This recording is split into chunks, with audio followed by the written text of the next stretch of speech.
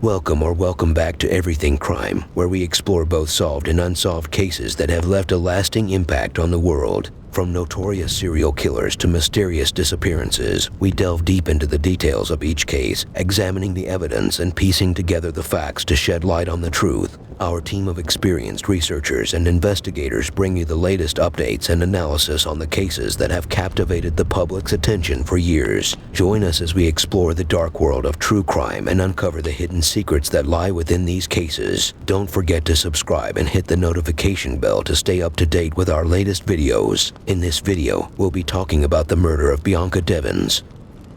Bianca Michelle Devins was an American teenager from Utica, New York, who was murdered by a male acquaintance, Brandon Andrew Clark, on July 14, 2019. Following a botched suicide attempt, Clark was charged with second-degree murder. He subsequently pleaded guilty to the murder and was sentenced to 25 years to life in prison. Police reports stated that Devins and Clark were in an intimate relationship, although the two perceived the relationship differently. Devins' sister called Clark a close family friend, though Devins said in a chat log that she did not remember his name and had to search it up in their Discord chat history before meeting, whereas others feared he was exploitative. The murder allegedly took place after Clark witnessed Devins kissing another man. Devins' murder received considerable attention from the press and social media. Initial reports were marred by misinformation. Photos of Devins' corpse were taken by Clark and shared widely online, sparking both mockery and sympathy. Social media companies' responses were subject to criticism, leading to the introduction of legislation. Commentators have discussed the unique nature of the crime and its relation to the structure of social media.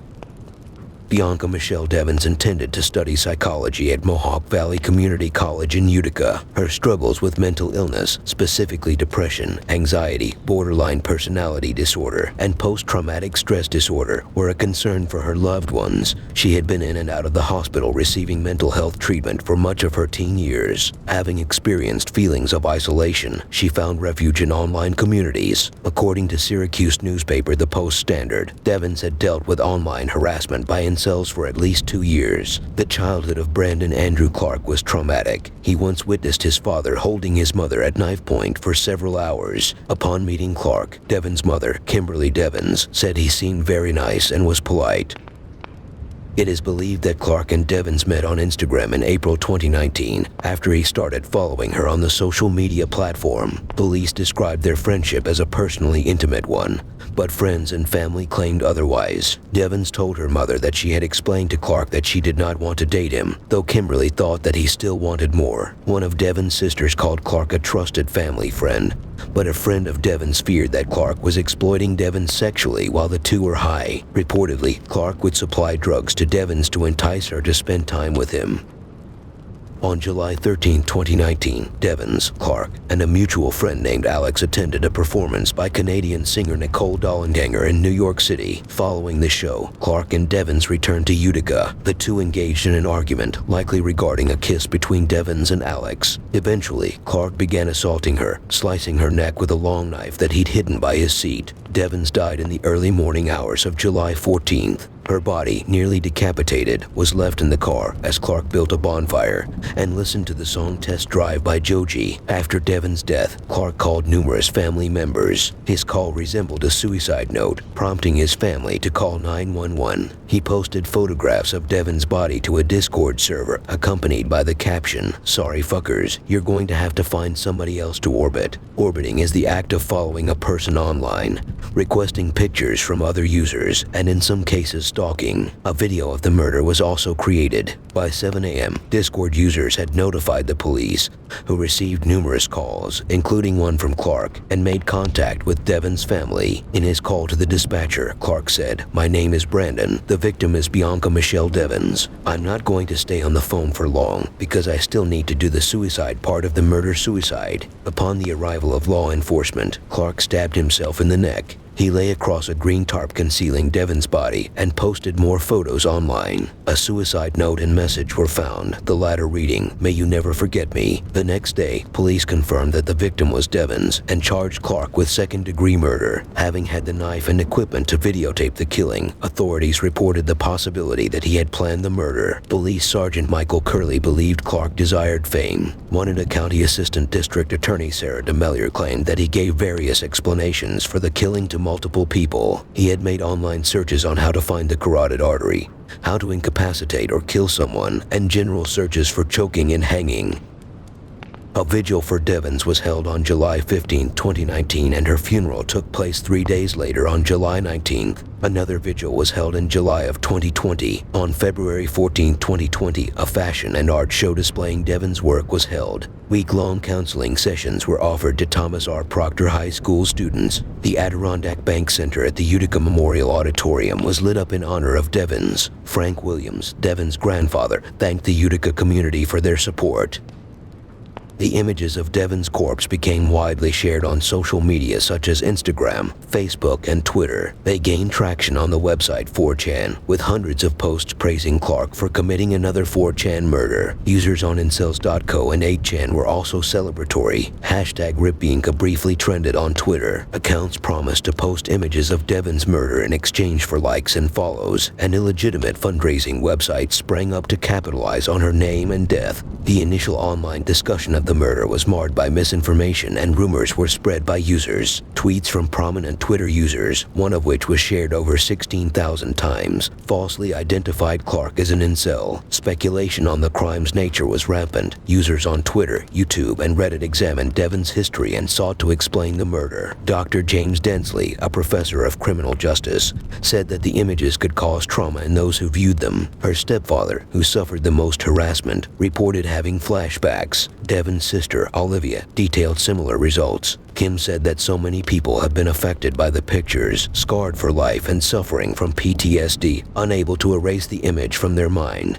Nicole Dollenganger asked that people stop sharing the photos.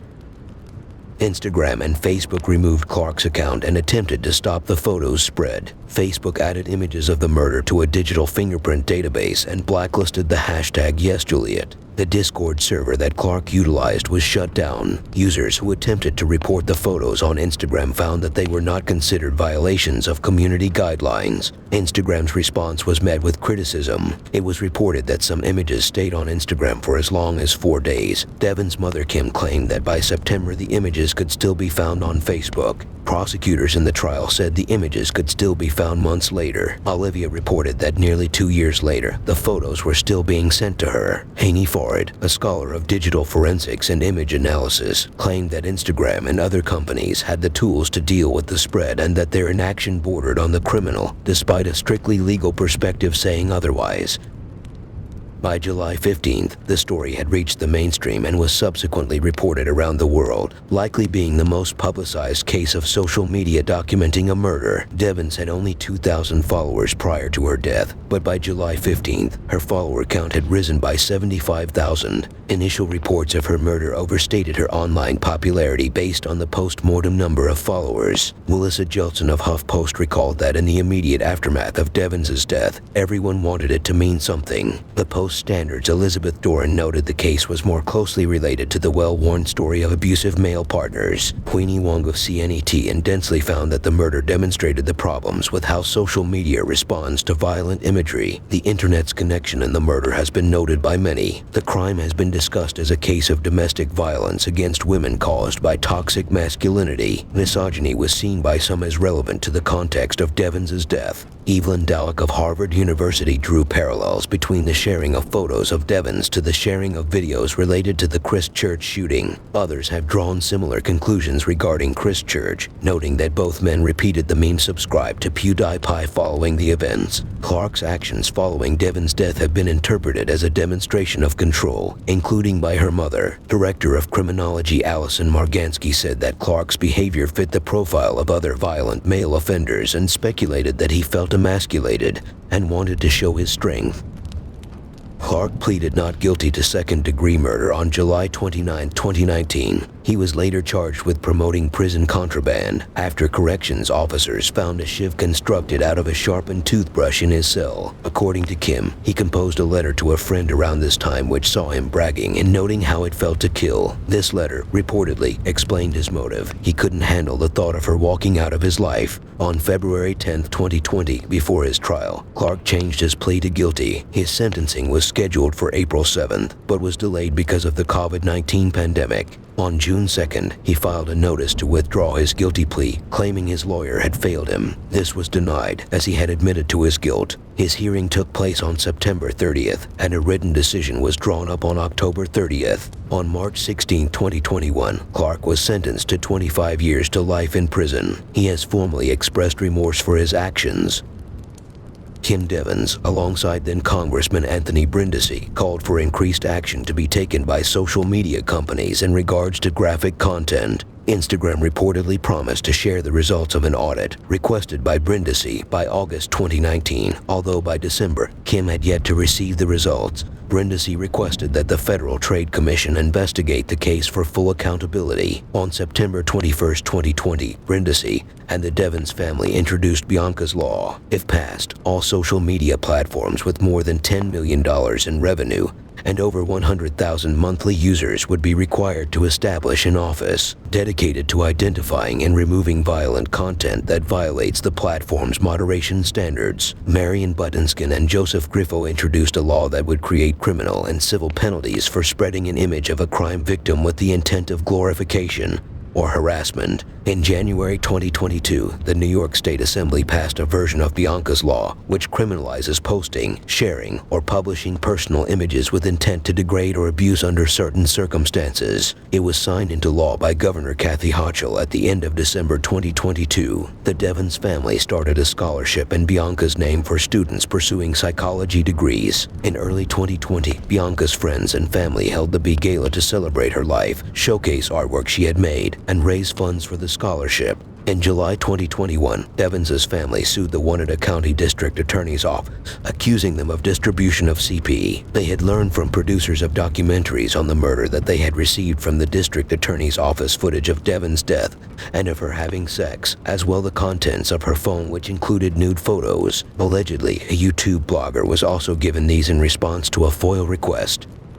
That's all for now. We believe that discussing true crime isn't just about sensationalizing or glorifying violence, but about exploring the human stories behind these events and working to understand the motivations, circumstances, and consequences of these actions. So, whether you're a true crime aficionado or just curious about some of the most notorious cases in history, we invite you to join us on this journey by subscribing to our channel as we explore the fascinating and often shocking world of true crime. Thanks for tuning in. We'll see you in the next video.